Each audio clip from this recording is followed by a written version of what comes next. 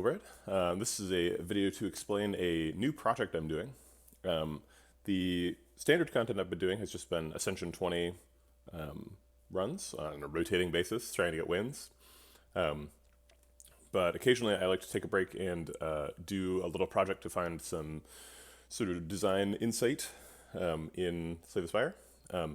And so what I'm going to be doing for the next 24 runs, let's see, is it 28?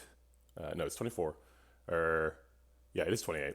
For the next 28 runs is I'm going to be doing every class combination. So what that means is I'm going to be doing an Ascension 20 run with each of the 4 characters.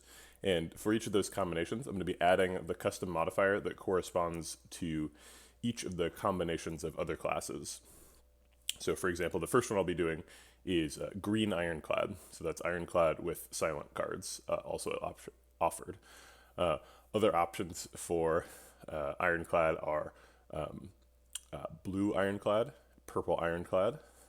Those are the defect and watcher offered cards versions. And then there's green blue ironclad, and then there's blue purple ironclad, and then there's green purple ironclad. Those are the sort of 2 class combinations. So we're up to 6, and then the 7th one is the sort of rainbow ironclad, where all card types can be offered except for colorless. I don't think adding colorless cards to standard card rewards is sort of within the scope of normal Slay the Spire. And while I'm doing this, I'm going to be taking notes about permutations that I think are particularly interesting, and perhaps going back and revisiting some of the more interesting ones.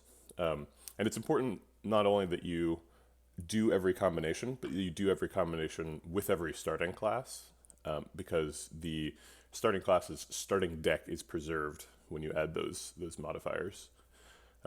So for example, if you start as defect and you add ironclad cards, you have a zap and a dual cast in your deck. Whereas if you start with an ironclad and add defect cards, you have a bash in your deck, for example.